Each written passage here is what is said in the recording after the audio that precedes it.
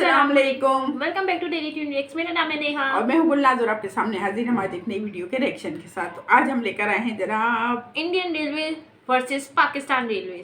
तो भाई बहुत दोनों का कंपैरिजन हो रहा है जनाब। कंपैरिजन हो रहा है। आई थिंक इंडियन रेलवे जीत जाएगी क्योंकि बहुत ज्यादा वहाँ पे जो है ना हाँ, ये इनोवेशन हो बात गई तो है, माननी पड़ेगी, है ना? बिल्कुल। ये बात, इससे कोई छोटा बड़ा नहीं हो जाता, लेकिन तो जो इंडिया टेक्नोलॉजी के आगे बहुत आगे बहुत जा चुका ज्यादा है। वाकई सही बात ये। तो जनाब बिना देर किए चलते हैं हमारे नए चैनल पर। आने वालों से रिक्वेस्ट है कि हमारे चैनल को लाइक करें, शेयर करें, अपना खूबसूरत सा कमेंट्स हमें जरूर करें और हमारे चैनल को प्लीज सब्सक्राइब जरूर किया करें, ठीक है? और आए हमारे साथ, लेट्स गो। हेलो दोस्तों, नमस्कार। मेरा नाम है दीपक और चैनल पे स्वागत है। तो एक वीडियो जिसने इस चैनल में काफी मदद की है आगे बढ़ने में और लोगों को भी काफी पसंद थी, वो था इंडिया पाकिस्तान का रेलवे कंपैरिजन। मैंने 2020 में भी किया था, 2021 में भी, 2022 में भी और 2023 चल रहा है। ऑलमोस्ट हम लोग मिड में हैं, इसलिए आज की इस वीडियो में यही करूंगा। देखो, कुछ अपडेट्स हुए हैं पिछली वीडियो से, तो आपको अपडेटेड इन्फॉर्मेशन ही मिलेगी। पाकिस्तान की तरफ से कितने अपडेट्स हुए हैं ये तो अब वीडियो में ही पता चलेगा। क्यों, चलो डायरेक्टली वीडियो शुरू करते हैं। हेलो दोस्तों, हम रेलवे आखिर में इनक्रेडिबल फॉर यू। तो आइए शुरू करते हैं। 2021 से 21 में हम लोग आखिरी दफा हमने सफर किया था रेलवे में, बिजनेस ट्रेन से। बिजनेस ट्रेन से। वो बहुत ही जबरदस्त थी। तो देखो, हिस्ट्री कवर करने की जरूरत है क्या? नहीं, क्योंकि हिस्ट्री मैंने पहले भी कवर की हुई है। और दूसरा, हिस्ट्री सेम ही है। ब्रिटिशर्स ने ही इंडिया में, पाकिस्तान में, दोनों जगह रेलवे शुरू की थी, क्योंकि रेलवे शुरू ही तब हो गई थी जब इंडिया पाकिस्तान का पार्टीशन नहीं हुआ था। पार्टीशन के बाद पाकिस्तानी रेलवे में एक बड़ा चेंज बस ये हुआ कि 1971 में जो ईस्ट पाकिस्तान की रेलवे थी वो एक नई कंट्री की रेलवे बन गई, यानी बांग्लादेश की रेलवे। मतलब इन सब का हिस्ट्री एक ही है और रेलवे की हिस्ट्री ना है बड़ी खूबसूरत। आज तो आपके पास इंटरनेट है, सोशल मीडिया है, पूरी दुनिया से हम कनेक्टेड हैं। लेकिन आज से 200 साल, पौने 200 साल पहले अगर आप राजा महाराजा नहीं हो तो ये समझ लो कि आपकी जिंदगी मैक्सिमम केसेस में जहां पैदा हुए हो ना, वहां से 10, 15, 20 किलोमीटर में ही सिमट के रह जाती थी, क्योंकि तब हजारों किलोमीटर का डिस्टेंस ट्रैवल करना जो रेलवे अब करवाती है, कोई सपने में भी नहीं सोच सकता था। गाड़ियां होती नहीं थी, लेकिन रेलवे ने आते ही सब चीजें पलट के रख दी तीनों ही देशों में। तो जहां हिस्ट्री तीनों ही देशों की रेलवे की एक सी रही और काफी खूबसूरत रही, प्रेजेंट सिनेरियो बहुत अलग हो गया है, क्योंकि तीनों ही कंट्रीज का रेलवे की तरफ काम करने का तरीका काफी अलग रहा। इंडिया ने अलग तरीके से काम किया, बांग्लादेश ने चाइना से मदद लेना ज्यादा बेहतर समझा और पाकिस्तान ने कुछ भी नहीं करना ज्यादा बेहतर समझा। आई एम सॉरी, देखो मैं किसी कंट्री को नीचा नहीं दिखा रहा, नहीं मेरा आज को ऐसा मूड है रोस्ट करने का, लेकिन अब ये सच्चाई है। दुनिया पिछले 15-20 सालों में रेलवेज में आगे गई है, पाकिस्तान पीछे आया है। जी, एक टाइम था पाकिस्तान में रेलवेज में इलेक्ट्रिफिकेशन हुआ करता था, बहुत ही छोटे से नेटवर्क में था भले ही, लेकिन था। आज कुछ भी नहीं है, यानी प्रोग्रेस नहीं हुई, देश पीछे आया है। वीडियो के स्टार्टिंग के 60% हिस्से में मैं आपको ये बताऊंगा कि कैसे एक ही देश का पार्ट रहे दोनों रेलवेज आज इतनी अलग हो गई हैं। जाते हुए आखिर के 40% हिस्से में हम बाकी सारी मौजूदा चीजों का, जैसे मौजूदा passenger train, passenger facilities, future plans, इनके बारे में डिस्कस करेंगे। चलो शुरुआत करते हैं। आपको लेके जाऊंगा 1947 के आसपास, जहां से कुछ गलतियां करनी शुरू करता है पाकिस्तान अपनी रेलवेज में। सबसे पहली गलती, इन्वेस्टमेंट और फंडिंग। क्या भारत ने शुरुआत में अपनी रेलवे पे बहुत ज्यादा ध्यान दिया? नहीं। क्या दिया जा सकता था? शायद नहीं, देश अभी आजाद हुआ था, रेलवेज के अलावा बहुत सी चीजों को सीखना था हमें। फिर भी क्या थोड़ा बहुत ध्यान दिया? हाँ। क्या पाकिस्तान ने दिया? नहीं। पाकिस्तान को रेलवेज में शुरुआत से ही फाइनेंशियल कॉन्स्ट्रेंट्स, यानी पैसों की जो प्रॉब्लम है ना, वो फेस करनी पड़ी। कारण क्या था? सिंपल इतना सा था कि पाकिस्तानी पॉलिटिशियंस की उस समय देश को डेवलप करने की नीति नहीं रही। अच्छा, ये ओवरऑल हर चीज के लिए सही नहीं है। 60 के दशक में बकायदा पाकिस्तान एक बहुत अच्छे से ग्रो करता हुआ नेशन था। ये बोला जाता था कि पाकिस्तान साउथ एशिया का अगला सुपर पावर बनेगा। लेकिन हम बात कर रहे हैं पर्टिकुलरली रेलवेज की। क्या रेलवेज को ओवरऑल वो टेंशन, वो पैसा, वो इंफ्रास्ट्रक्चर डेवलपमेंट दिया गया जिसका वो हकदार था? नहीं। और उसके बाद समय आया 1971 का, जब जो कुछ बचा कुचा था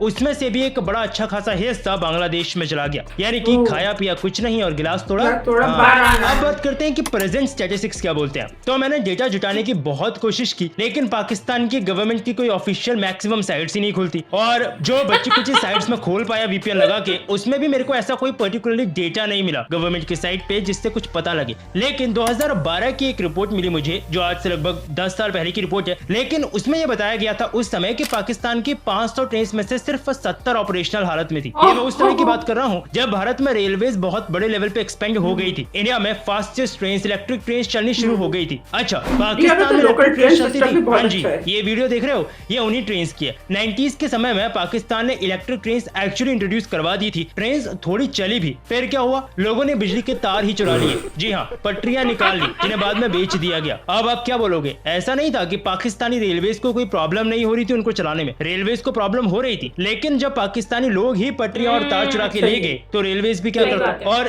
इन सब की वजह से आज अब पाकिस्तानी रेलवे एक बहुत बुरी कंडीशन में है। थोड़ा सा भी सेक्शन जो ऑपरेशनल हो वो इलेक्ट्रीफाइड नहीं है, सिर्फ डीजल इंजन ही वहाँ चलते हैं। फास्टेस्ट ट्रेन की बात करें शायद तो पाकिस्तान में जिन्ना एक्सप्रेस उनके फास्टेस्ट ट्रेन है जो कि 120 किलोमीटर प्रति घंटा पे चलती है। इंडिया की वही Vande Bharat express fastest train है, 180 किलोमीटर प्रति घंटा ये अचीव कर सकती है। कुछ ट्रेन और आएंगे अभी जो 200 या 220 तक भी जा पाएंगी। इंफ्रास्ट्रक्चर टू बी ऑनेस्ट मुझे नहीं लगता किसी भी लेवल पे कंपेयर हो सकता है इंडिया और पाकिस्तान में। ये इंडिया का एक स्टेशन है, रेलवे स्टेशन, जो मैं आपको वीडियो में दिखा रहा हूँ। और दूसरी तरफ ये है पाकिस्तान का आइकॉनिक लाहौर रेलवे स्टेशन। इसका इंफ्रास्ट्रक्चर देखते ही आपको पता चल जाएगा बहुत पहले का बना हुआ स्टेशन है ये, लेकिन इसको बिल्कुल भी चेंज नहीं किया गया मॉडर्न दुनिया के हिसाब से। इसके अंदर जाओगे आपको ये फील आएगी आप शायद 1950s में से ही किसी स्टेशन से ट्रेन ले रहे हो। मैंने इसकी वीडियो देखी।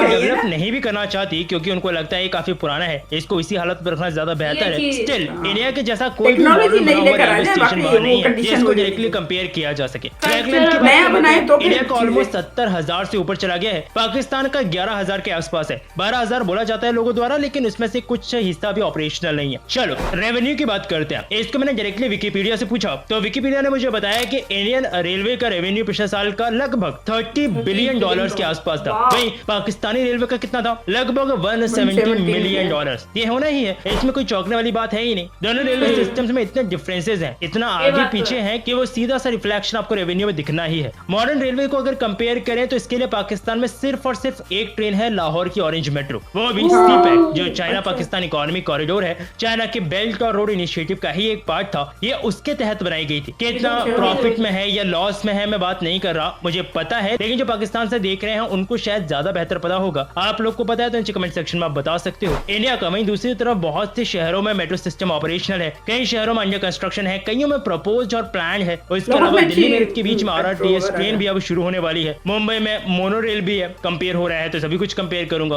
और सेमी हाई स्पीड ट्रेन छोटे कॉरिडोर्स के साथ बहुत सी ट्रेन होंगी जो जल्द ही हमें देखने को मिलेंगी अलग अलग स्टेट्स में। जैसे RRTS दिल्ली मेट्रो के बीच बन रही है, ऐसे ही और भी कॉरिडोर्स हैं काफी सारे स्टेट्स में। अच्छा, एक और चीज जिसपे इंडिया बाजी मार जाता है वो है मैन्युफैक्चरिंग। इंडियन रेलवेज में लोकोमोटिव्स, हमारे कोचेज, मेट्रोस की ट्रेन, हमारी इंजनलेस वंदे भारत जैसी ट्रेन, इन सब की मैन्युफैक्चरिंग इंडिया में ही होती है, कहीं बाहर से नहीं मंगाना पड़ता कुछ भी। वहीं पाकिस्तान लोकोमोटिव या इस्लामाबाद कैरेज फैक्ट्री, ऐसी कुछ फैक्ट्रीज हैं जहाँ पे लोकोमोटिव्स या ट्रेन कोचेस का प्रोडक्शन होता है। स्टिल उस लेवल पे नहीं होता जितना इंडिया में होता है, और इनकी डिपेंडेंसी बाहरी कई चीजों पे है ज्यादा। इंडिया भी पूरी तरह से इंडिपेंडेंट नहीं है हर चीज के लिए, लेकिन फिर भी एक बड़े अमाउंट में चीजें इंडिया में हम बना पाते हैं पाकिस्तान के मुकाबले अगर कंपेयर करें। नाउ अब एक क्वेश्चन मैंने कई बार देखा है लोगों को पूछते हुए, पाकिस्तान में इलेक्ट्रिफिकेशन होगा?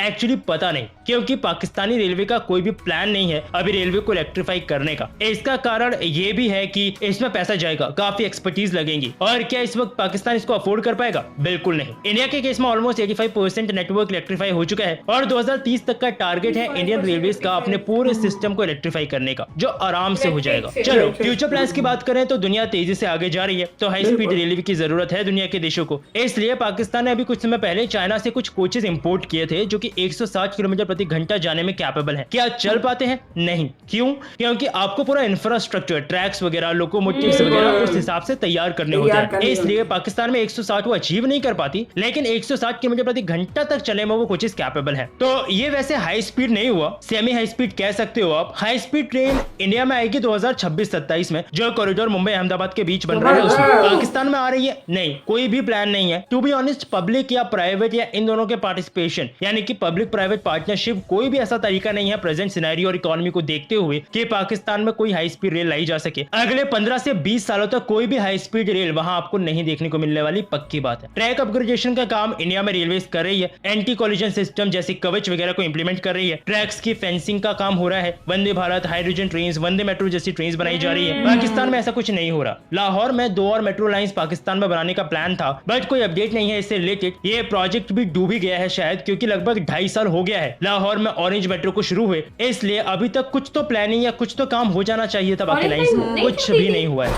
तो देखो, ये हर कोई जानता है पाकिस्तानी रेलवे इंडियन रेलवे से पीछे रह गई है। टू बी ऑनेस्ट, पाकिस्तान के पास ज्यादा फायदा था इंडिया से। इनका कंट्री छोटा था तो ट्रैक्स कम बिछा के भी काम हो जाता। ऐसा भी नहीं था कि रेलवे वेस्ट हो जाती। कराची, बलूचिस्तान जैसे बंदरगाहों से रेलवे का फ्रेट वगैरह में बहुत यूज होता, और पाकिस्तान में जनता भी इनफ है कि वो प्रॉपरली रेलवे को यूज करती। लेकिन अफसोस कुछ हुआ नहीं। आज हालत बहुत खराब है। बाकी देखो, अभी इस वीडियो में मैंने डायरेक्ट हर एक पॉइंट को पकड़ के कंपैरिजन नहीं किया, लेकिन हाँ ओवरऑल आपको एक आइडिया दे दिया थोड़ा कंपैरिजन में, और ये बता दिया कि इंडिया और पाकिस्तान रेलवे जहां खड़ी हैं आज, उसके लिए कौन कितना जिम्मेदार है। बाकी आपको कुछ भी बोलना हो नीचे कमेंट सेक्शन में लिख दीजिएगा। वीडियो में मेरी तरफ से इतना ही, मिलूंगा फिर से जल्द ही एक नई इंटरेस्टिंग टॉपिक की एक नई वीडियो के साथ। तब तक के लिए अलविदा। अल्लाह हाफिज। क्या वीडियो बनाई है, आई स्वेयर मजा आ गया देखने के बाद। हाँ, इंडिया और पाकिस्तान की रेलवे का कंपैरिजन, तो जो सच्चाई है वो है, वाकई इंडिया जो है वो आगे निकल गया काफी, 80% इलेक्ट्रिफाइड कर रहा है बंदा, और वाकई टेक्नोलॉजी का इस्तेमाल जो इंडिया में बहुत अच्छा है। काश यहाँ पे भी हो जाता, लेकिन पॉलिटिक्स हाँ, दुआओं पे चल रहा है ये मुल्क तो वैसे। खैर, तो वैसे 2020 में किया था ना? हाँ, हमने सफर किया था, उससे हमने किया था बिजनेस ट्रेन से। बिजनेस ट्रेन हाँ, से तो यार, हमें बहुत ट्रेन पसंद आई थी और बहुत अच्छा था, लेकिन अब सुनने में आता है कि बिजनेस ट्रेन बंद हो गई है, और उसके बाद अभी ग्रीन लाइन कोई चली है। अच्छा, लेकिन उसकी स्पीड क्या है वो भी हमें इसकी इतनी नॉलेज नहीं है कि क्या स्पीड में चल रही है, लेकिन सुना है कि फास्ट चल रही है। लेकिन जाने वालों को पता है कि, लेकिन ज़्यादातर जो है ना वो लोकल में जाते हैं, लोकल की हालत बहुत खराब है, बहुत खराब है। अभी रिसेंटली बहुत ज़्यादा एक्सीडेंट्स भी हुए थे, इंडिया में भी एक्सीडेंट हुआ था। हाँ, होते हैं एक्सीडेंट तो, ये तो खैर होता ही है, अप और डाउन तो चलते ही रहते हैं। कैसी लगी आपको हमारी वीडियो, पसंद आई तो लाइक कीजिएगा, शेयर कीजिएगा, और अपना खूबसूरत सा कमेंट्स हमें फीडबैक की शक्ल में ज़रूर दीजिएगा, क्योंकि आपके फीडबैक के बगैर हम कुछ भी नहीं है। तो बहुत शुक्रिया आप सब लोगों का हमें यहाँ तक पहुँचाने के लिए। तो आगे भी आप लोगों का बहुत ज़्यादा साथ हमें चाहिए।